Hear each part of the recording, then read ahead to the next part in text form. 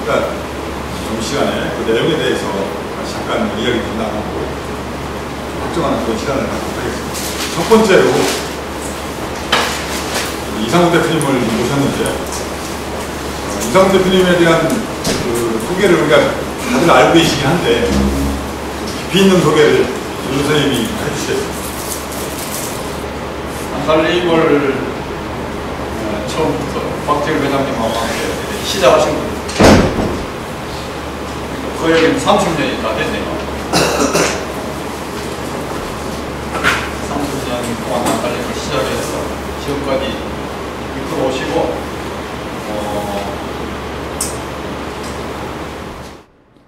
또 모든 대소 중요한 일을 다 맡아서 하시고 내년 2월 말쯤은 이렇게 현직을 떠나게 되어 있습니다. 임기가. 그래서 그 이후로도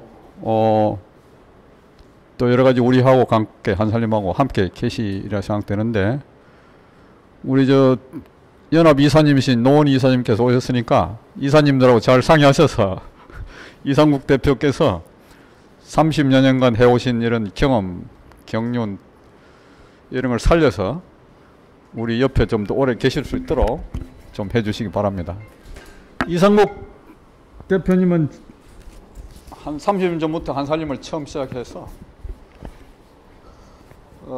지금까지 해왔습니다만 그 전부터 대학 시절부터 그런 대학 사회치 그런 농업 농민운동을 하시고 또 농업과 식품 관련 이런 전공을 또 하시다가 가톨릭 농민회 활동을 오랫동안 하셨습니다. 그래서 그때부터 박재일 회장님이나 저나 또 우리 이병철 감사님 이런 분들 여기도 뭐 가톨릭 농민회 출신도 있습니다만은 그렇게 활동을 계속 하다가 한살림을 시작하게 돼서 처음부터 한살림을 같이 시작해서 지금까지 오시게 됐습니다. 초기에는 뭐 지금은 또 좀 조직이 크고 사람이 많다 보니까 여러 가지 어려움이 있었는데만은 처음에는 많이 안 알려지고 이래서 어려움이 많았습니다. 우리 생산자 농사 짓는 분들도 어려움이 많았고 또 실무를 맡아서 일하시는 분들도 어려움이 많았고 뭐 그때는 생활비도 제대로 못 드리고 이렇게 서울 생활이 많이 힘드는데도 불구하고 그렇게 됐고 또 우리 이상국 대표 사모님이 대구에서 학교 선생님을 하셨는데 가톨릭 농민은 대전서 해가지고 그 좀 이제 가톨릭 농민은 그만두고 이제 집에 가서 그때도 신혼 초라서 좀 가깝게 이렇게 지내셔야 되는데 거기에도 못 가고 서울로 또 와가지고 이산 가족 생활을 참 오래 했습니다. 이렇게 저하고 인연은 또 여러 가지 있습니다만 그 중에 특별한 것은 결혼 날짜가 똑같습니다. 80년 1월 20일. 그래가지고 우리 가톨릭 농민회나 농민운동한 사람이 겹쳐가지고 뭐 서로 보조금 손해를 많이 봤습니다. 초기에는 아주 어려움이 많았는데 특히 박재일 회장님하고 또 뭐 다른 분들하고 관계 창업자 이렇게 갈등이 있어가지고 박 회장님이 한살림을 떠나려고 그랬어요. 그래서 야 그러면 이거 또 어떻게 해야 되나 이런 것도 앞으로 언젠가 그 비사가 얘기할 날이 또 있겠습니다만은 그런 일도 있었고 우리 박 회장님은 잘 아시고 막 한살림을 물론 더 우리보다 더 먼저 생각하시고 준비도 하시고 또 외국 가서 이런 지원 자금도 이렇게 마련하시고 이렇게 했습니다만은 박 회장님은 바깥으로 주로 많이 이렇게 활동하시고 우리 이상욱 대표는 살림을 여기도 살림 사는 분들이 많이 계시지만 살림은 살아도 표가 잘 안 난다 그러잖아요. 이름 막 그렇게. 예. 또 인심은 바깥에 일하는 사람이 많이 있으니까 우리 이상욱 대표가 실제로 한 일에 대해서 평가를 못 받는 일이 많습니다. 예. 한살림이 한 30여 년 해오는데 지금은 뭐 조직도 굉장히 많고 사람도 많고 매출액도 크게 늘어났는데 세무조사를 2번 받았습니다. 큰 세무조사를 전국 단위. 한살림 사업연합 때 한번 세무조사를 받았고 서울이 재작년에 받았나? 그건 몇 년 전에 최근에 했는데 뭐 서울이 또 한살림이 원래 한 뿌리에서 나왔기 때문에 그 세무조사 결과에 대해서 아무 이상이 없었습니다. 오히려 거꾸로 이렇게 깨끗하게 하는 데가 없다고 세무서 직원들이 막 칭찬을 하고 이렇게 또 한살림 가입도 하고 그랬답니다. 예. 그런 일은 거의 없습니다. 세무조사 하는 사람들은 직원이 뭐 10명씩 뭐 10몇 명씩 얼마 나오는지 모르겠네. 그거는 더 많이 나오죠. 뭐 한 달이건 몇 달이건 나옵니다. 나오면은 반드시 추징할 목표를 가지고 나옵니다. 그 사람들이 밥을 벌어야 되니까. 뭐 100억이든 몇십억이든 세금을 추징할 목표를 가지고 그걸 달성하는 게 달성할 때까지 조사를 하는 겁니다. 그런데 한살림이 워낙 깨끗하게 살림을 살았기 때문에 그 사람들이 칭찬하고 이렇게 했거든요. 2번이나 그렇게 그런 일이 있었습니다. 그래서 그런 일은 아마 국세청 역사상도 잘 없었으리라 생각되는데 그건 우리 이상욱 대표께서 살림을 아주 잘 사시고 또 사업연합 경우에는 은퇴수 상무도 잘하고 그래서 그렇지 않나 생각됩니다. 그런 것은 지금까지 우리가 많이 안 알려졌지만은 오늘 이런 자리에서 제가 좀 더 자세히 알리고 말씀을 드리고 싶습니다. 예. 그리고 우리 이상욱 대표는 한살림 관련된 뭐 초기에 한살림 시작할 때 생산자들은 전부 이상욱 대표가 이렇게 모셔온 분들입니다. 가도lik 농민회 하면서 다 알게 된 분이나 다른 일 하면 알게 되면 이렇게. 그러니까 생산 담당도 초기에는 우리 뭐 그 당시에는 생산연합 이런 게 없을 때니까 이상욱 대표가 다 하셨고 또 나머지 전체 서울이나 소비자 조직 살림도 다 하셨고 이렇게 지금까지 한살림을 이루어놓고 지금 아직 뭐 연세로 보나 여러 가지 일을 더 할 수 있는 나이인데 우리가 제도 규정에 의해서 이제 일단 현직으로서는 물러나시게 됐습니다. 그래서 아마 현직에 계시는 동안 우리가 들을 수 있는 공식적으로 들을 수 있는 마지막 말씀이 아닌가 생각되네요. 그래서 오늘 말씀도 잘 듣고 질문도 많이 하시고 또 점심시간에도 얘기를 좀 더 하시면 좋겠습니다. 우리 이상국 대표님은 이런 뭐 농사일 관련 이런 것도 한살림 관련 일도 잘 하셨지만은 대검을 또 잘 보십니다. 대검. 그 바쁜 와중에도 대검을 배워가지고 처음에는 소리도 안 나더니 요새는 아주 잘하시는데 오늘 좀 가져오셨는지 맞아 가져오셨는지 오늘 낮이라서 안 되나? 다음에 우리 초청함 한번 하고 시도 많이 외우고 읽고 이러셔가지고 지금 우리 한살림 시작하면 시를 먼저 읽는 거 이런 게 있죠. 다 우리 이상욱 대표가 시작하시고 책도 많이 읽고 사람들한테 권유도 하고 이런 일도 많이 하죠. 그 다음에 침뜸 이것도 오랫동안 배워가지고 침뜸 그 시술할 수 있는 자격증도 땄습니다. 구당 우리나라에서 침의 제일 명인 구당선생 그쪽에 받아가지고 그런 다른 그런 역할도 많이 하시고 일이 바쁜데도 불구하고 그런 일도 하시고 했는데 앞으로 우리 침뜸 강사를 모셔가지고 한번 다음에 대금도 들어가면서 그런 날이 있을지도 모르겠네요. 예, 지금 연말이라서 또 바쁘시고 뭐 연합이 일이라는 게 엄청 바쁩니다. 다음 이제 우리 후임도 정해되고 이래서 바쁜데도 불구하고 와주셔서 정말 고맙네요. 예, 박수로 좀 맞이할까요?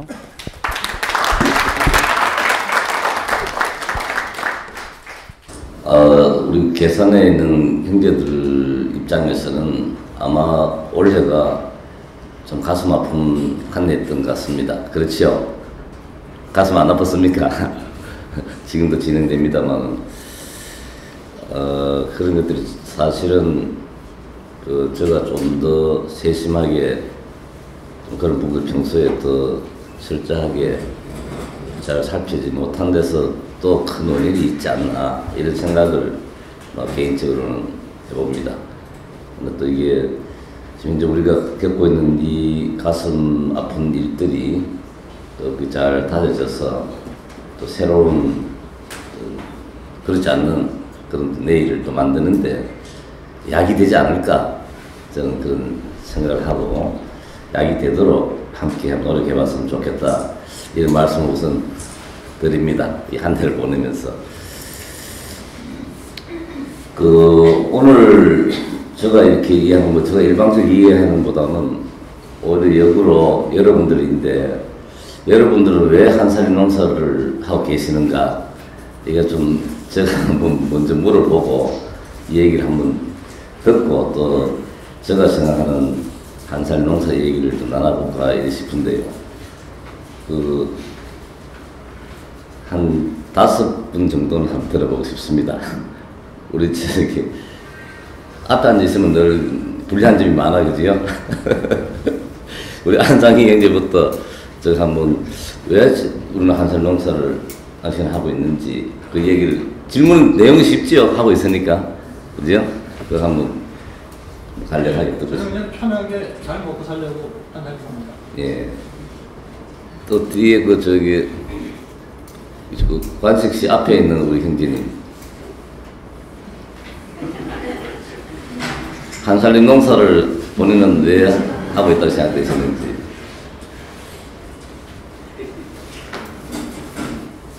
저는 개인적으로 농약방을 했습니다. 하나가 농장이 싫어서 한살림을 하고 있습니다. 우리 옆에 있는 여성 자매님은 예. 네.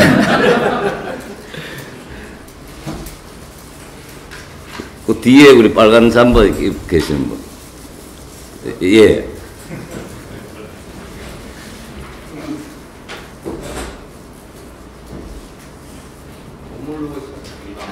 돈 벌려고. 요 뒤에 안경 쓰신 우리 형제는 바로 그때 예. 왜 한살 농사를 하고 계시는지. 저는 그 농사 이제 여기 기롱에서 농사를 짓기 시작했는데요. 네. 농사 짓기 시작하면서부터 한살림 생산자가 돼서 사실 뭐 특별한 이유는 없는데 저는 이제 한살림 생산자가 되면서 일단은 이제 뭐 농산물을 이제 주변에 다른 이제 농민들은 많이 이제 살로도 어렵고 여러 가지 이제 농사 짓는 데만 이제 치우치는데 저 같은 경우는 이제 안정적인 살로도 확보가 되고 그다음에 소비자분들과 어떤 관계도 계속 이제 형성을 하면서 맺어가는 것들이 굉장히 이제 좋더라고요. 예. 그 좀 더 맞는 말씀을 하신 것 같아요. 근데 한살림 농사는 농사도 있지만 앞에 한살림이라는 말이 붙었지 않습니까? 그죠? 일반 농민하고 다르게 이 한살림이라는 말이 붙어 있는데 여기 보면 한살림 제목도 한살림 운동 속에서 생산자 역할이 되어 있는데 그 한살림이라는 말 여러분들이 각자 생각하고 있는 행위가 있지만은 한살림이라는 말 뜻을 아는 게 굉장히 중요하다고 생각합니다. 그러니까 불교 신자와 천주교 신자 차이가 뭡니까? 신자는 같지만은 앞에 불교자와 천주교 단에 따라서 그 가는 곳이 다르죠. 하나는 이제 불교 신자는 산으로 가고 천주교 신자는 시인에서 등단하지 않습니까? 그런 것처럼 똑같은 농사 행위를 하지만은 한살림 농사, 한살림은 어디로 향한 농사인가 이것이 중요하죠. 그래야지 이게 한살림 생산자와 한살림 농사꾼과 일반 농사꾼과 차이가 있죠. 있어야 되지 않겠습니까? 그죠? 똑같다면 굳이 한살림 이름을 붙일 필요가 없는 거죠. 일반 사람들과 일반 천주교 신자나 불교 신자가 정말 똑같이 생각하고 똑같이 생활하고 바라는 바가 같다면 굳이 뭐 불교, 천주교, 교회 다를 필요가 없지 않습니까? 제리나 그죠? 그래서 그 한살림 말 뜻을 아는 게 굉장히 중요합니다. 그건 여러분들 이름과도 같다. 저는 그렇게 생각합니다. 그 한살림은 굳이 설명하지 않도록 다 알겠습니다만 함께 살린다는 뜻입니다. 하도 한살림 해서 우리가 그냥 한살림 말 뜻을 잘 생각하지 않고 이렇게 지내는데 저는 한살림이라는 말을 여러분들 쓸 때마다 한살림이 갖고 있는 뜻이 뭔가 한살림은 롯데 뭐 현대 이런 것처럼 상호가 아닙니다. 한살림은 우리가 같이 행동하고 바라고 이런 꿈이 담겨 있는 그런 뜻입니다. 한살림은 함께 살려낸다. 그럼 지금 상태가 지금 세상이 뭐가 죽는 게 있다고 살려내려고 하는가?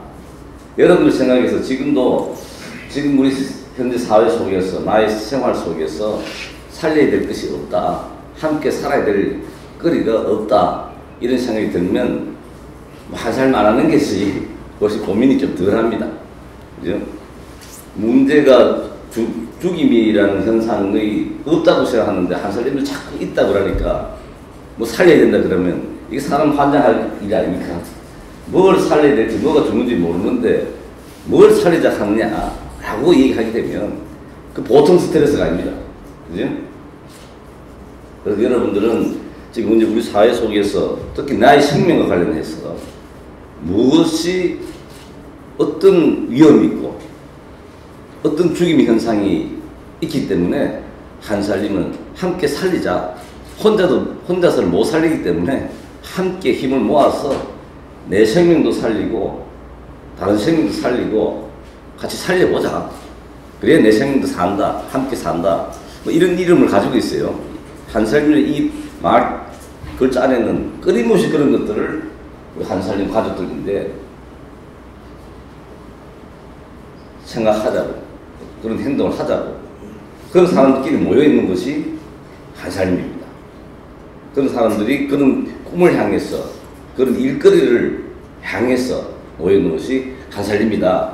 이런 생각을 여러분들이 해야 한살림 생산자 되지 않겠습니까? 그죠? 제가 나눠준 자료에 보시면 거기에 한살림 운동 도표로 제가 이렇게 하나 해놨는데 지금 왜 이런 그 생명 살림 일을 해야 되는가 이런 부분도 여러분들 한번 현재 쫙 보시면 우리 사회 속에서 보면 뭐 다 아는 얘기입니다. 그냥 같이 돌아보면 됩니다. 신문에 많이 한 얘기인데 올해 들어서 이게 생명 죽임의 현상이 보면 우리 김지아 시인 같은 경우에는 급살과 서살이 있다 이런 말을 씁니다. 세월호 참사 같은 경우는 급살이죠. 사람들이 급작에 죽는 거 아닙니까? 그죠? 그 다음에 요즘 보면 급하게 죽는 현상을 보면은 우리나라 암 사망자가 한 8만 명 되고 교통사고로 1년에 7,000명씩 급사를 당해서 죽습니다. 실제 우리나라가 전 세계에서 자살률이 제일 높습니다.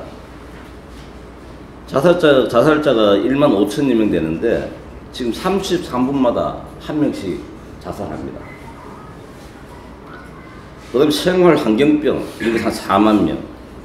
그 다음에 그 위에 마음 갈등 고성병 환자 얼마나 될지 모르겠어요. 이게 급살에 해당되는 그런 우리 책임의 죽임 현상이고, 그 다음에 서서히 죽어가고 있는 서살, 오늘 또 보니 미세먼지가 전국적으로 오늘 대단하답니다. 충북, 영동 지역을 제외하고는 전부 다 마스크 쓰고 나오고, 야외 활동을 안 하는 게 좋다. 뉴스에 오는데 보니까 계속 그 얘기 나와요. 이게 서살이죠.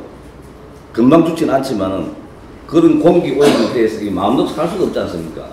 건강한 공기를 마셔야 되는데 미세먼지를 마시게 되면 어떻게 됩니까? 체내에 축적돼가지고 생명이 죽어가는 거죠. 시들시들해서 이제 시들어 죽는 겁니다. 숨 쉬는 공기도 그렇고, 여러분 물도 이 계산이 하여튼 이름이 뭔지 모르겠습니다만 옛날에 이 겨울을 먹었겠죠. 한 100년 전만 하더라도. 지금 여러분들 이거 먹을 수 있습니까? 물도 마음 놓고 먹기 힘들죠. 생수 장사가 파는 옛날에는 물 팔아먹는 걸 봉이, 김선달, 대동강물 팔아먹는 걸 공짜로 한 걸 요즘은 물 파는 걸 가지고 그런 얘기 한 사람도 없죠. 그럼 숨쉬기도 불편하고 물 먹기도 안 먹기도 없고, 이게 뭐냐면 이게 생명의 위험이 되기 때문에 못 먹지 않습니까? 그게 식량도 마찬가지입니다. 그 학교 근방에 그 식품안전지대라고 있죠. 그러니까 뭘 못 팔게 합니까? 코카콜라 그게 한 2층까지 된답니다. 상표명으로 그 세이프조에 안전지대를 해가지고 그 지하재에서 간판 붙여주는 게 있습니다. 학교 근방에 가게에 거기에 판매 금지된 목록이 상품명으로 2층까지 된다는 거예요. 그렇게 뭘 하나 이 구석 봐도 그렇고 저 구석 봐도 그렇고 이게 제대로 사는 세상이 아니죠. 그러다 첨가물만 있습니까? 얼마 전에 최근에 보니까 미국 쌀에서 비소가 나왔다는 거예요. 비소가 뭡니까? 연속 보면은 사약 내릴 때 임금이 보면은 그 사양 내리지 않습니까? 거기에 그 비소로 넣어서 이제 주죠. 그러면 금방 죽지요. 그 비소가 쌀에 들어있다는 겁니다. 그럼 한국 쌀에는 비소가 없겠는가? 전에는 계란 있지 않습니까? 요즘 사료에 그걸 지금도 있는지 모르겠는데 비소를 조금 사료에 섞으면 산란 촉진이 됩니다. 그래서 옛날 유정란하고 한참 초기에 일반 계란하고 그 사료 차이점을 할 때 저희들이 언젓가락을 가지고 계란 해가지고 한번 저어봐라. 한살 계란은 언젓가락이 변하지 않는다. 일반 계란은 보면 전 변합니다. 산란 촉진용으로 했단 말이에요. 전부 이런 것들이 왜 이런 짓을 하는가? 공기, 물, 오염 이런 것들 왜 이런 현상들이 하고 있는가? 저 돈 벌려고 하는 거죠. 돈 때문에. 그죠? 애들 과자 이런 데다가 오랫동안 안 썩도록 해서 몇 달 놔둬도 벌레 안 먹고 썩지도 않고 이렇게 해야 어떻게 됩니까? 장사하는 사람 입장에서는 돈이 되죠. 그 돈 때문에 지금 보면 그 모든 물, 대기 오염, 물 오염 이런 것들도 자원고갈, 뭐 석유 많이 써가지고 기후변화도 오지 않습니까? 지금 농민들이 제일 기후변화의 제일 1차적 피해자입니다. 제일 첫 번째. 하늘이 농사를 짓는데 이 하늘이 뭐 정신을 못 차리고 있으니까. 그 왜 대기 오염이 마시깁니까? 자동차 많이 타고 다니고 이동 거리가 멀고 그럼 그걸 돈 만들려고 하는 거죠. 돈 되는 물품을 대량으로 생산해가지고 대량으로 소비하게 해서 그 다음에 오랫동안 쓰면 안 되니까 대량으로 폐기하는 이런 현재 산업 문명 사회. 현재 우리 사회가 인간이 먹고 살자고 하는 짓이 오히려 살지 못하게 하는, 마음 놓고 먹지 못하고 마음 안 되는 살지 못하는 그런 세상이 돼 있죠. 그럼 뭡니까? 죽고 난 다음에 돈 안 하는 마음입니다. 그죠? 살아야 될 거 아닙니까? 여러분들 중에 사스 걸린 사람 한 명만 있어 보세요. 여러분들 여기 오겠습니까? 내 생명이 안전하게 살기 위해서 다른 사람도, 다른 사람 생명도 안전해야 내 생명도 안전하지 않겠습니까? 그죠? 그래서 지금 우리 사회라 한 게 돈이 생기느냐 안 생기느냐의 기준에 따라서 자기 생각하고 행동하고 마음을 내고 이렇게 하다 보니까 이게 결국 그 생명 자체가 제대로 살지 못하는 이 화석연료 같은 것도요, 그 기름 이것도 뭐 너무 맛있어가지고 대기 오염을 시킬 뿐만 아니라 우리 자녀들이 계속 살아갈 수 없는 그 생명 조건을 만드는 거죠. 우리가 여러분들이 화학농법 지금 물론 치면 농약 치고 이렇게 하면 비료 치고 이렇게 하면 물도 오염시키고 다른 생명체도 죽이고 잔류독성 때문에 우리 건강에 해롭다 이런 건 있지만 이 화학농법 자체도 지속 가능하지 않아요. 질소 비료 천연가스에서 85%를 가지고 만드는데 그 천연가스 매장량이 50년입니다. 인성분, 똥을 원래 밭에 돌려줘야 되는데 전부 다 수세식 해가지고 물로 흘려보내다 보니까 인성분을 전부 다 인광석에서만 100% 개설해요. 그 인광석도 50년밖에 안 남았습니다. 그럼 현재 화학농법은 아무리 길어봤자 근데 그 50년 뒤에 바닥까지 끓을 때까지 바닥이 딱 떨어져야 위기가 옵니까? 아니죠. 기름도 떨어지려고 하니까 오르지 않습니까? 그럼 이 화학농법 방식도 잔류농약 문제 이런 것도 있지만 지속 가능하지 않는 농사 방법. 그래서 우리 자녀들이 이걸 현재 애를 안 낳는 사람이 걱정할 필요 없습니다. 장계 가서 그다음에 결혼하셔가지고 애를 안 넣고 이 반대에만 살다가 죽겠다 그런 분들은 이런 걱정 안 해도 돼. 왜냐하면은 자기만 살다가 자기 살 동안 지구를 작살내고 이게 가면 아무 문제가 없는데 결혼해 애 놓은 사람은 이걸 작살내면 애를 놓치고 애인데 어떻게 됩니까? 부모가 제일 못할 짓이 뭡니까? 자녀들이 미래 생명 터전을 파괴시키는 거. 이거 가족살인 행위죠. 이런 삶을 우리가 돈 만든다고 살아. 돈 나무를 많이 만들면 뭐합니까? 애들이 나중에 살 터전이 없는데 그 돈 가지고 해결되겠습니까? 그래서 이걸 서로 죽이는 생활을 하지 말고 서로 살리는 좀 하자. 그걸 밥상 살리는 일에서부터 밥 먹는 것부터 한번 그렇게 한번 해보자. 왜냐면 사람이 하는 것은 생명이 그 영위수단이 인위적 생명 영위수단이 밥을 먹는 데서부터 아침 자고 일어나면 하지 않습니까? 거기서부터 한번 해서 그 책임 있는 부모 그 자녀를 낳은 부모로서 좀 그런 그 책임 있는 부모 역할도 해보자 하는 그런 의미도 들어있다 이렇게 생각됩니다. 그럼 여기서 구원할 수 있는 길이 뭐겠습니까? 이 죽음의 즐거움으로부터 죽음의 어떤 그런 그 구판으로부터 생명을 구원할 수 있는 길이 뭐라고 생각합니까? 반대로 하면 되겠죠. 돈을 중심으로 해서 황금을 중심으로 해가지고 생각하고 행동하는 그 기준을 사는 기준에서 맞춰야 되지 않겠느냐. 생명이 사는데 도움되는가 안 되는가 그런 기준에 따라가지고 내가 생각하고 행동하고 이렇게 하는 그런 기준 그 잣대를 바꿔야 돼. 그렇지 않고서는 이게 안 된다 이 말이죠. 제가 어제 크리스마스 때 성당에 갔더니만 우리 본당 신부님이 그 예수님께서 이 세상에 왜 왔겠느냐 이런 얘기 하더라고요. 뭘 구원하러 왔겠느냐. 그 구원 어떻게 하면 되겠느냐. 구원의 구체적인 행동을 어떻게 하면 되느냐. 그러면서 저 중간에서 그 10원짜리를 하나 이렇게 그래요. 전부 다 그 지금 10원을 참 그 10이라는 숫자가 완성된 거죠. 충만한 거 아닙니까? 10원짜리 인생 좀 살아가는데 구원하는 거는 그다가 10원에서 1원만 빼면 구원이 된대. 그래서 이게 죽음의 그 질곡에서 구원되는 길은 굉장히 쉽다는 거야.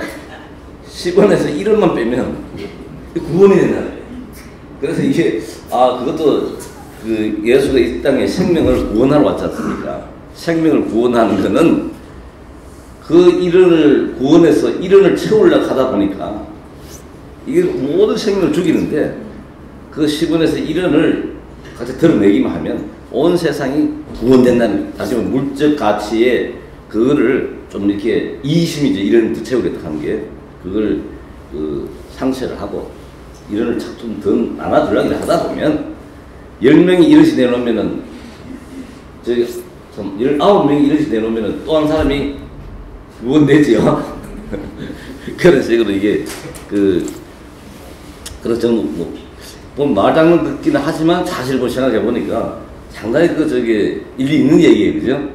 그 1원을 못 내놔가지고 지금 온 세상이 뭐 1원을 더 채우려고 하다 보니까 서로를 다 죽이는 숨도 못 쉬게 되는 중국의 미세먼지가 전부 다 돈 되는 물품 만든다고 하니까 그 가스 전부 다 오는 거 아니겠습니까, 그죠? 그런 생각을 가져야 된다 이런 말씀을 좀 드리고 싶습니다. 그럼 이게 그러면 제가 덮여있죠. 한 살이면 저기 이런 나눠준 거 있죠, 자료. 그거 보시면 그 한 살이면 이게 생명 세계관이라고 하는 것이 그겁니다. 한 살이면 물적 세계관을 생명 세계관으로 변화시키는 운동이라고 하는 거는 움직이는 거지 않습니까? 물적 세계관, 돈 중심의 자기 가치, 돈 가치를 최우선적으로 하는 자기 그런 가치관에서 생각하고 행동하는 기준을 생명을 살리는 그런 가치관으로 이동하는 거. 그래서 운동입니다, 운동.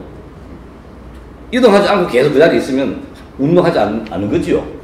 한 살림 운동을 한다고 말을 하고 싶으면 이동을 해야 돼. 끊임없이 그쪽으로 모든 부분 이동시키는 운동을 할 때 한 살림 운동 이렇게 하는 거죠. 그래서 한 살림 그 생명세관을 보면은 그 생각을 가지고 밥상 살림부터 해보자. 밥은 어디서 만듭니까? 농사일부터 만들죠. 그래서 그 농목과 밥상부터 생명세관으로 되지 않으면 나머지는 안 되겠죠. 그 밥을 제대로 잘 못 먹고 죽는데 뭐가 되겠습니까? 그렇게 해서 그 모든 생산 양식이 농사의 생산 양식뿐만 아니라 종이, 옷, 뭐 여러 가지 만드는 모든 그 생산 방식도 생명체를 살리는 그런 생산 방식으로 그 한살림에서 생산 양식의 방식의 실적 활동 운동의 성과 이거는 여러분들이 논면적과 반면적으로 나타납니다. 그죠?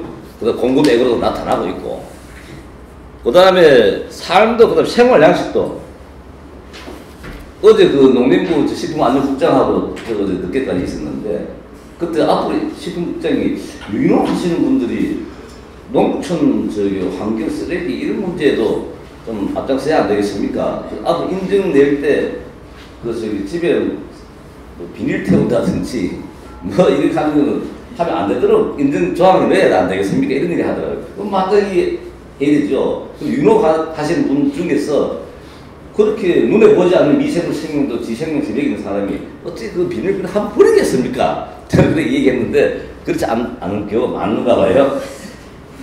그래서 그런 생활 양식도 그래서 한살림 생활 같은 경우에는 치약이라든지 그러니까 그 세상에서 비누라든지 휴지라든지 이런 것들도 일상의 생활, 다른 이웃 사람과의 관계라든지 이런 것들도 전부 다 이것이 생명에 도움되는가 안 되는가 그렇게 생각하면서 생활도 바꿔야 된다. 자기 생명을 자기가 잘 살리고 보살피지 못하면서 어떻게 남의 생명을 보살필 줄 안다라고 이렇게 얘기하기 힘들겠죠. 그죠? 그래서 그런 생활 양식을 바꿔가지고 이게 이런 세상이 저는 지구의 표면적까지 다 생명체의 한 지름이 지구의 지름과 똑같이 될 때까지 해야 이 지구라는 행성에서 모든 생명체가 다 잘 살아갈 거 아니냐 이런 생각을 합니다. 그걸 향해서 가는데 여러분들은 계산 지역에 있는 생산자 여러분들은 계산 지역에 있는 논밭, 들판 이런 것들이 전체가 이런 생명 세계관, 가치관으로 농사 짓는 들판이 되고 또 계산지역에 사는 모든 사람들이 생각하고 행동하는 기준을 해서 아까 좀 더 일어날 수 내나가는 좀 더 구원이 되는 그런 사람을 어떻게 만들 것인가. 그래서 계산시장이 시장 바닥에 있는 모든 물품이 가게에 있는 모든 것이 전부 다 생명을 살리는 데 도움이 되는 돈을 버는데 도움이 되는 것이 아니라 그런 물품을 다 차게 하는 될 때까지 열심히 해보는 그 역할이 여러분들이 있지 않는가 이런 생각을 합니다. 그다음 이거는 이제 동학에서 자료에 보시면 이게 우리나라에서 전통 사회 속에서 사람이 다른 생명체와 사이좋게 살아가는 그래서 사람 생명이 평화를 이루는 지속 가능하게 살아갈 수 있는 길 이걸 열심히 한국 이 땅에서 열심히 연구하고 같이 그래서 살아보자고 한 것이 동학이라는 게 있습니다. 동학 들어봤었죠? 네. 그 동학에 보면 거기에 보니까 한살림에서 이제 그런 사상을 그런 전통 생명 살림 사상을 한살림 사상으로 이렇게 많이 응용을 합니다. 거기 보면은 그 생명 살림 하는 사람 이 사람을 동학에서는 모시는 사람 모식 시자 써가지고 모시는 사람이라고 표현합니다. 생명 살림 일꾼을 그 모시는 사람은 어떤 사람인가? 그 보면은 모시는 사람은 자기 안에 내가 굉장히 내 생명체가 내 안에 이미 생명의 본성 신령한 하느님 같은 원래 아주 고귀한 존재 생명체로서의 그런 것이 있다 하는 걸 알아야 된다. 생명이 제일 소중하고 생명의 존재 원리를 자기가 잘 인식하고 이해하는 그런 걸 1차적으로 자기가 각성을 해야 된다. 그 내용이 신령함, 내 안에 그 신령한 기운이 있다 하는 것을 이 표현을 그래 합니다. 자기가 그런 걸 각성을 하는 것이 굉장히 중요하다. 우리 본성이 뭐냐? 내 안에 원래 어떤 심성을 갖고 있는가? 원래 나는 어떤 존재인가? 이걸 깨닫는 것이 굉장히 중요하다. 그 뭐냐면 자기 본성이라고 하는 거는 그 성격할 때 성자 있지 않습니까? 성하고 할 때 보면 그 마음신변에 날생되었습니다. 그래서 살려는 마음, 살리려는 마음, 이 두 가지 마음이 내 안에는 그게 내 본성이다. 나는 살려는 마음, 살리는 마음을 갖는 사람이다, 제가. 그걸 우리는 때가 묻어가지고 돈이 되면 살려는 마음, 살리려는 마음, 이거는 막 이렇게 접어두고, 막 죽는 마음, 죽이려는 마음이 돈 때문에 막 하는 거죠. 그 자기 본성과 다른 거예요. 내가 나를 모르고 사는 거죠, 그런 거는. 그래서 모시는 사람, 생명 살리는 분은 자기 본성을 잘 깨달아야 된다. 늘 깨어있어야 된다. 자기 본성을 잊지 말고. 그 깨어있으면 밥을 먹을 때나 숨 쉴 때나 물을 마실 때나 이웃 사람을 만날 때나 진짜 늘 구원하겠죠, 구원. 응? 10원에서 1을 내주겠죠. 그다음 두 번째는 자기만 그래 하면 안 된다. 그래서 외유기할 자는 뭐냐면 자기와 같은 존재를 자꾸 남자가 만나가지고 아기를 놓듯이 그런 사람 모여가지고 그런 사람을 자꾸 많이 만들어 가야 된다. 그래야 이것이 제대로 하느님을 그다음에 생명세계 본성이 맞는 그런 사람이 되는 것이다. 살리는 일꾼이 될 수 있다. 여러분들은 지만 하면 안 돼. 지만 해도 될 수가 없어. 아까 했듯이 옆에 사람이 싸서 걸리면 아무리 지 혼자 일을 한다 해도 안 돼. 우리는 하면 한다 해도 중국에서 미세먼지 날아오니까 감당이 안 되지 않습니까? 그래서 그렇게 살아가는 사람을 같이 뜻을 모아가지고 남자가 만나서 아기를 만들듯이 그렇게 해야 된다.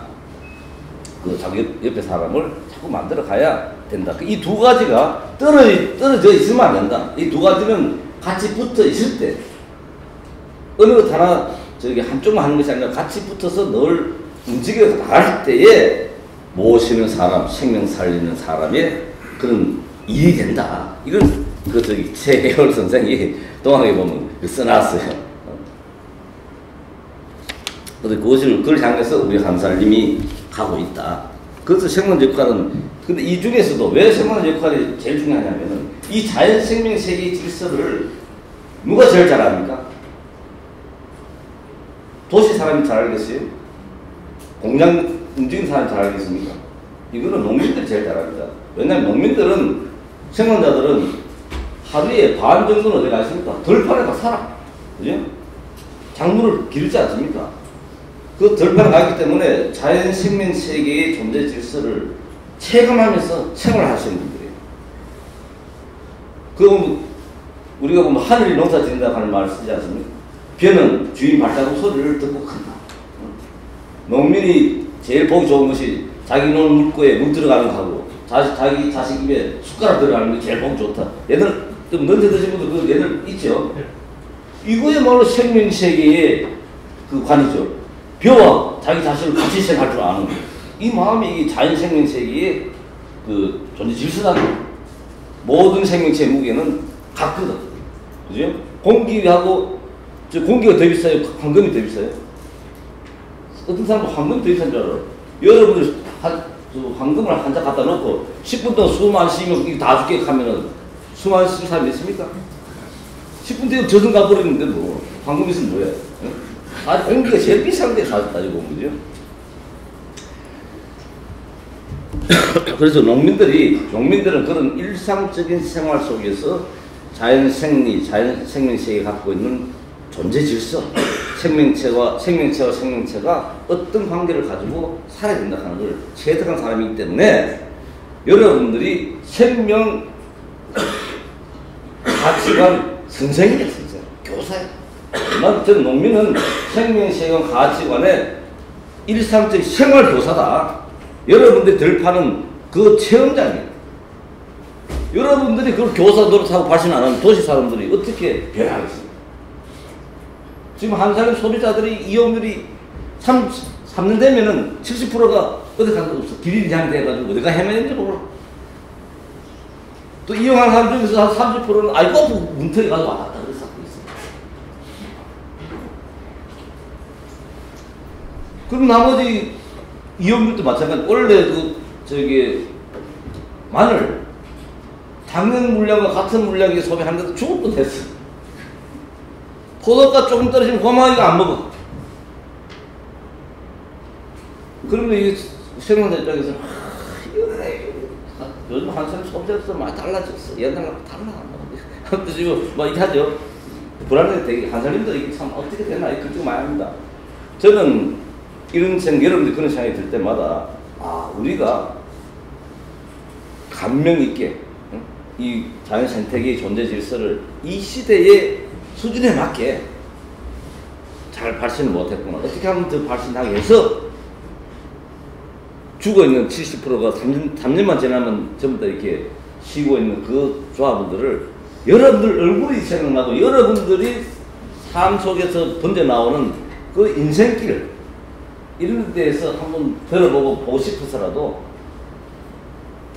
하지 못하는 한살 물품이라도 봐야 이게 참 내 사는 맛을 느끼는 그런 사람이 되도록 우리가 어떻게 그 농부적 가치, 농업의 가치, 자연 들판에서 체득한 생명체계의 존재 질서, 가치 이런 부분들을 잘 발신할까.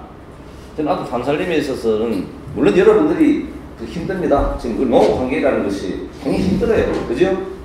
기후도 그렇지, 뭐 FTA 된다 해서 막 이렇게 뭡니까 열대 과일 들어와가지고 포도까지 막 떨어지고 하지 않습니까? 이런 열악한 환경 속에서 정신 차리기도 힘든데 먼저 우리가 그 도시 그 사람들 그까지도 우리가 하고 이렇게 해야 되냐? 그렇지만 어쩔 수 없어요. 왜냐하면은 도시에 있는 분들은 그 농적 가치를 일상적으로 체험 잘 못하거든. 그래서 그런 것들을 한번 지혜를 모아가지고 다시 어떻게 하면 이 시대의 수준에 맞는 감각에 맞는 그런 부분들을 어떻게 잘 발신을 우리 해서 이런 밥상에서부터 생명도 살려내고 그 많이 살아나면 농업은 어떻게 됩니까? 살아나겠죠. 그죠? 살아나고 그 농업과 밥상이 살아나야 모든 인간이나 동물이 생명이 제대로 살아갈 수 있어요.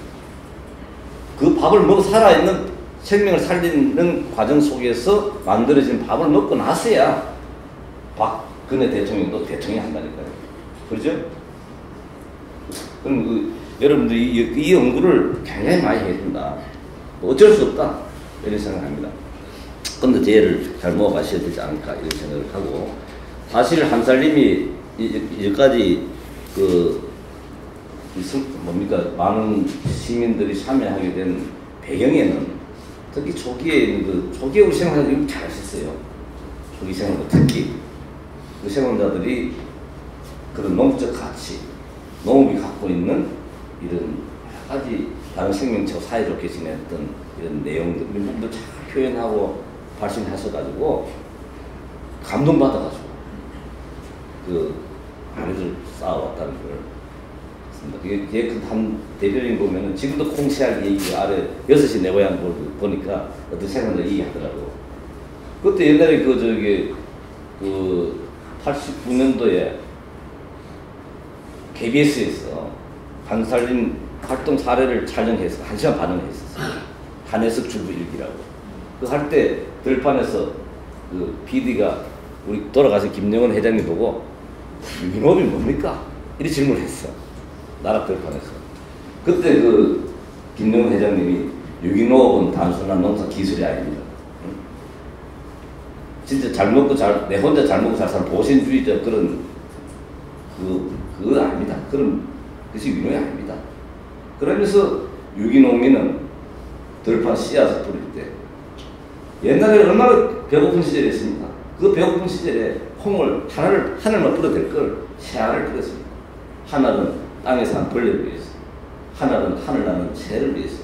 그 콩은 벌레도 먹을 수 있고, 새도 먹을 수 있고, 그 중에 하나를 인간이 이런 마음으로 하는 것이 유기농 농사요. 한살림 농산물은 전 그런 세상을 바라는 농민들이 만든 거다. 그래가지고 막 난리 나지 않습니까? 그때 한살림 조합은 1,500명밖에 안 됐을 텐데, 일주일 만에 1,500명이 늘었어요. 지금은 일주일 만에 1,600명이 늘었고, 그 사이는 87, 88, 89, 3년 해가지고 1,500명밖에 안 되는 그 조합을 일주일 만에 전화통이 2개밖에 없었거든. 전화통이 불이 날 정도가 아니고, 일주일만 1,500통만 받아보세요.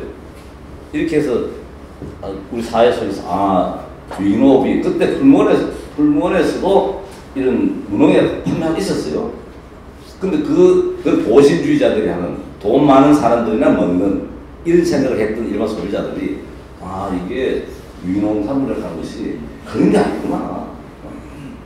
그래서 그 감동받아가지고 철학적인, 가치적인 유기농산물로 돈이 되는 상품으로서 유기농산물이 아니고 우리가 살아야 될 길, 세상 그걸 생각하게 하고 만들어가는 매개물로서 그 실천의 결과물로서의 이런 유기농산물 이런 걸로 사회를 인식하게 되는 중요한 계기가 됐었어요.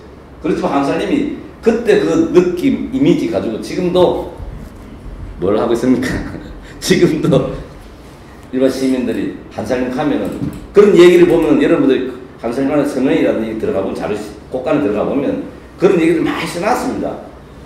클릭해보니까 이해 못하는 뭐 그러면서 좋은 얘기 많이 써놨기 때문에 일반 소비자들이 이렇게 어려운 얘기하고 뭐 돈 벌기 힘들지만 하여튼 뭐 말로라도 이 말 써놨으니 한살림 생각에 좀 덜 안 속이겠나. 그리고 28년 동안 버텨온 거 보니까 완전 사회는 아닌 모양이다. 이런 정도 해가지고 보통들 지금 들어와요. 근데 그것도 맞는 얘기죠. 근데 실제 그런 들어오신 분들을 우리 생산자들이 더 진국을 그 자연 들판에서 우리 체감한 다른 생명체와의 함께 살아서 다른 생명체의 생명 무게도 같이 내 생명체 느껴서 그래 만든 농산물 때 사상을 진하게 느끼더라고요. 아마 모르긴 몰라도 우리 고추 작곡도 있겠는데 그런 길을 많이 넣어서 보내면 제 느낌에는 뭐 밥상에 오르자 말자 안 먹어도 막 그런 변화가 오지 않을까 그런 정도의 진한 한번 발전해서 우리가 한살림 그 소비자들 조합원들도 좀 이게 자기 안전성을 넘어서 전체의 생명 세계에 사이좋게 지내는 더불어 살아가는 세상 만들기 여기에 여러분들이 큰 역할을 해주셨으면 합니다. 그동안 열심히 해왔습니다만은 더 한번 해보자고 말씀드리고 싶습니다. 수고하셨습니다. 연말이 되니까 그런 생각이 들지요. 그 불교 책을 보다 보니까 그 숨을 들이쉴 때 이게 나는 부처님처럼 살아야 되겠구나 하고 숨 들이쉬고 내쉴 때 부처님처럼 살았는가 이렇게 반응해보고 한 살았으면 숨을 들이쉬지 않는 것이 좋다. 그렇게 중간중간하게 잘 살아야 되고 이러는데 뭐 그렇게 제가 봤을 때는 저는 이게 이 생명 세계의 질서대로 어떻게 내가 내 안에 본성에 맞게 내가 열심히 가깝게 살아보려고 열심히 노력 잘 해보고 가다가 또 미생물이 먹을 거 없어서 당신이 와야 되겠다 그러면 또 미생물이 돌아가고 뭐 이렇게 좋지 않나 저는 그렇게 생각해 봅니다.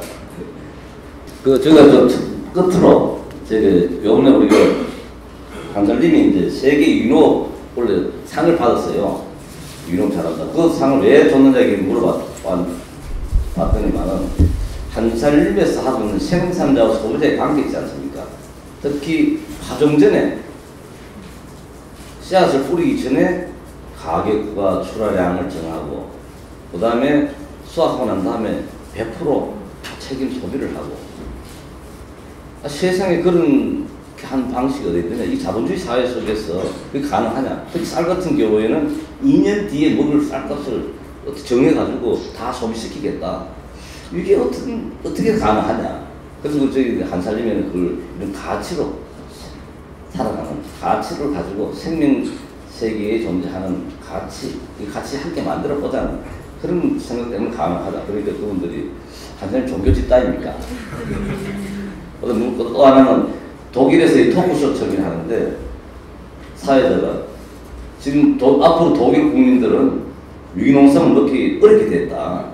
한살림 사례를 듣고 전부 다 이민해가지고 한살림 생산자들 전부 다 한국 다 갈래 그래가지고 큰일 났다. 그런 농담하면 그런 얘기를 한 적이 있었는데 어떻든 우리 현재 한살림이 28년 동안 만들어왔던 이런 생산과 소비는 분열되어 있고 갈라져 있는 것이 아니고 생산과 소비는 하나지 않습니까? 밥 먹는 것과 똥 싸는 것이 한 줄로 이렇게 되어 있듯이 이런 관계를 통해서 유기농업의 어떤 그 가장 바람직한 모습 이걸 만들어 왔다는 자체는 굉장히 그 세계적으로 주목을 받는 그런 일이다. 여러분들이 한살림 생산자들도 조합원들도 그렇고 우리가 잘하는 걸 잘 모르는 것 같아요. 이게 얼마나 그 세계 유럽운동에서도 한살림 같은 모델을 세계 유럽운동의 모델로 4가지 모델이 있는데 그중에 첫 번째 모델로 한살림 같은 사례를 각 나라에 좀 보편화시켜서 하자 이런 걸 하고 있거든요. 그럼 정작 우리는 다 하고 있는데도 여러분 들판에서 그런 마음과 가치관을 다 했는데도 자기가 이게 한살림에 공급하는 농산물 돈 받는 농산물로 딱 생각하게 되면 사실 그 자체가 갖고 있는 의미는 굉장히 큰 의미가 있는데 그 큰 의미 생각하는 데는 돈이 안 듭니다. 그죠? 큰 의미를 생각하면 할수록 기분이 좋아지는 거지. 응? 그래도 우리가 이런 것 일하시면서 우리가 참 훌륭한 일을 하고 있고 내 농산물에는 내가 모르는 세상을 변화시키는 엄청난 가치가 들어있다 하는 걸 좀 여러분들도 인식하셔서 좀 기분 좋게 삶 보람 있게 좀 이런 한살림 농사를 지었으면 좋고 좋지 않겠나 이런 생각 가지게 돼서 말씀드리고 싶습니다. 그 한살림 처음 할 때는 그 우리가 일반 음성 성미에 있는 그 무농약 쌀 한 200g 하고 그 일반 쌀을 많이 했습니다. 경림이. 왜냐하면 그때 처음 한살림 슬로건이 신뢰와 건강을 생각하는 한살림 이렇게 했어요. 그 당시에는 이게 우리나라 유농 하시는 분들이 5손가락 정도밖에 안 됐었던 시절인데 그래서 처음에는 그 일반 농산물을 가지고 직거래하면서 생산자들인데 신뢰를 쌓아서 이렇게 한번 가보자. 그 당시에는 이렇게 직거래를 하는 것이 없었거든요. 생산자 소비 관계에 대해서 신뢰 관계가 없었기 때문에 그런 과정을 가지고 그 조기했는데 그때는 품목이 8가지였습니다. 참기름, 들기름, 그 다음에 유정란 이렇게 8가지 품목을 가지고 그 조기에 이렇게 했죠. 그때는 처음 하고 나서 그 당시에는 공이라는 말도 잘 모르는 시절이었고 사전에도 없었습니다. 공이라는 말이 처음 시작할 때. 그래서 그런 일반 쌀을 가지고 서로 이렇게 직거래하는 그런 관계였는데 그 당시에는 우리 생산자분들이 그 중에 이제 감동적이기도 한데 그 초기에 할 때 저기 그 생산자들이 그 와서 몸으로 가치를 떼우고 그다음 가격 같은 것들도 소비자들인데 이래가지고 소비자들이 사 먹겠냐 그런 그다음 또 초기에는 또 이게 음성 성미 마을에서 고생들 많이 하셨는데 채소 같은 것들도 그 한 망 정도 이렇게 좀 심을 수 있고 나가고 이래야 되는데 이게 소비가 원체 적다 보니까 한 번은 음성 성미 마을 아주머니들이 봉고차를 대절 해가지고 올라오셨더라고요. 왜 왔냐 그랬더니 이게 남자들이 가서 보니까 말도 못하고 해서 그런 갔다 그럽니다. 아무리 그렇지만 채소를 어떻게 10봉지씩 이렇게 먹느냐. 그래가지고 같이 올라와서 이렇게 보니까 실제적으로 그렇거든. 그래가지고 아무 말도 못하고 내려갔던. 그래서 그 밭에 있는 채소도 심어가지고 그 뭐 한 3분의 2는 저기 시장도 제대로 팔리지도 못했죠. 저는 그런 그 어려운 과정들이 상당히 있어서 아주머니들이 올라와가지고 지금도 그 눈이 선합니다. 와서 보고 아이고 이 10봉지 아침 씻고 나가는 거 보니까 진짜 10봉지 씻고 나가고 이래 하니까 그런 초기에 어려웠던 점 이런 부분들이 상당히 생각이 나네요. 아 엄청 어려운 질문이네 그거. 저는 그 한살림이 그 처음 한살림 생겼을 때 한국의 소비자 협동조합은 전부 공산품을 판매하는 그런 협동조합이었습니다. 근데 그 협동조합이 다 망했어요. 망하고 한 예를 들면 응암동 재래시장이 응암동 시장 그 들어간 입구의 아치에 응암동 소비자 협동조합 이렇게 써붙여가지고 모든 그 저기 시장이 전부 협동조합인 것처럼 그렇게 하기도 했었죠. 근데 한살림은 공산품은 안 했습니다. 그죠? 근데 한살림은 적자가 안 나고 유지가 됐어요. 그래서 그래서 우리나라에서 생활협동조합, 소비자협동조합은 한살림형으로 되어 있습니다. 그래서 오히려 한살림형을 따라 하신 분들이 물론 목표는 한살림과 다를 수 있습니다. 다릅니다. 그죠? 모양은 같지만 사람이 다 같은 생각을 갖고 있지 않듯이 소비자협동조합도 생활협동조합이라고 해서 도달점이 꿈이 다 같은 건 아닙니다. 그래서 지금 한살림형 소비자 우리나라도 생활협동조합이 돼 있죠. 근데 오히려 온따서 하신 분들이 오히려 우리 보고 생활협동조합인데 왜 한살림은 왜 이렇게 안 하는 이렇게 하시는 분들도 있어요. 근데 어떤 그런 측면에서는 이 세계적으로 특이한 예입니다. 일본만 하더라도 고베 생애 같은 거 가보면 백화점 비슷합니다. 1층에 시식코너, 2층에 뭐 전자상가, 3층 1위, 오리상가 이런 건 쭉 전부 그렇게 돼 있어요. 근데 우리나라는 한살림형으로 돼 있다. 이런 점은 한살림이 상당히 뭡니까 특징적으로 한 거죠. 이런 것들이 큰 거 있고, 그 다음에 중요한 거는 저는 이 시대에 무엇을 위한 협동을 해야 될 것이냐. 우리가 생명이 생명답게 살아가는 그런 데 대한 협동을 우리 많이 하는 생각을 가져야 된다. 그런데 그런 것들을 한살림, 저기 말씀하셨듯이 한살림이라는 말 뜻을 늘 생각하면서 그럼 자기부터 그 생명의 본성에 맞는 사람이 돼서 옆 사람하고 같이 해보는 이게 아까 말씀드린 듯이 외유기한 방식이거든요. 자기 안에 있는 원래 본성.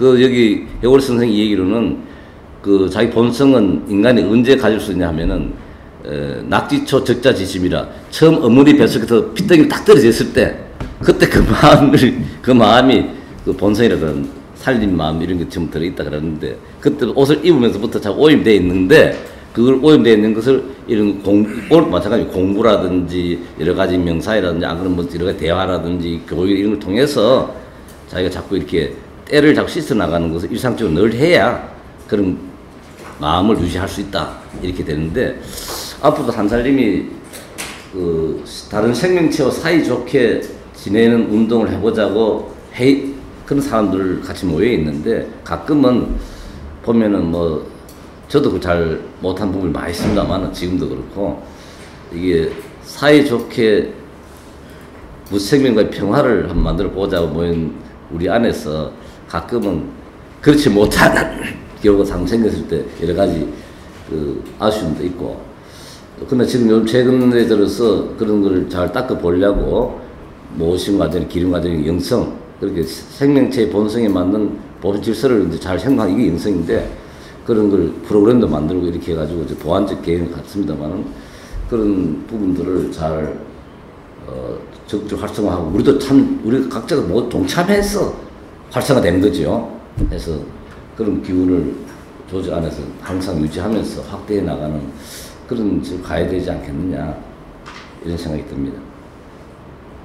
저도 이제 끝나고 저도 농민입니다. 협동조합 좋아하고 있는데 작년부터 가서 저도 들판에서 그동안 말로만 했던 걸 일상적인 생활 공간 속에서 늘 다듬어 보고 되돌아보는 그런 시간을 갖도록 해봐야 되겠다 이런 생각을 갖고 있습니다. 제가 좀 요즘 생산자도 직접 잘 안 만나봐서 잘 모릅니다만 초기의 생산자분들은 한살면 물품을 납품한다 이 말을 잘 안 썼습니다. 요즘 우리 생산자 대부분 한살림의 물품을 납품한다 이런 말을 그럼 대상화된 거죠, 그죠? 그래서 자기 스스로가 생명 살림 일꾼으로서 내가 내 농사는 내 다른 생명체를 살리는 그런 결과물로서 내 농산물이 나왔다 이런 생각을 갖게 되면 그걸 누군가를 살리는 소재로서 도시 소비자를 만나야 될 거 아닙니까? 그죠? 이렇게 되면은 납품이라는 말을 잘 못하게 되겠죠. 이거 가지고 참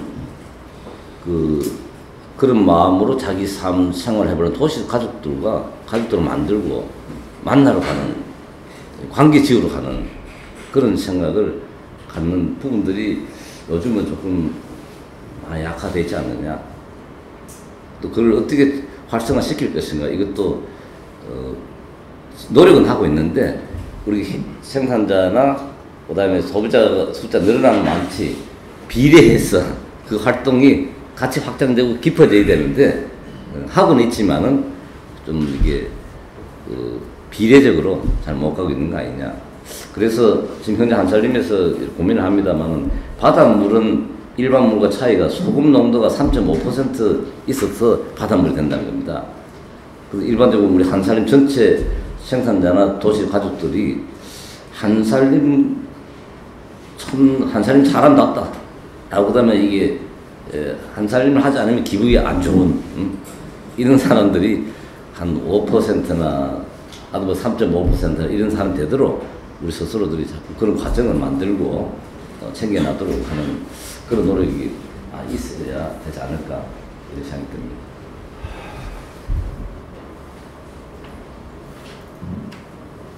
더 없으신가요? 그러면 이렇게 마무리하는 걸로 할까요? 귀한 시간 내주셔서 또 좋은 말 들려주신 이상호 대표님께 큰 감사드립니다. 도현 씨 고생했습니다.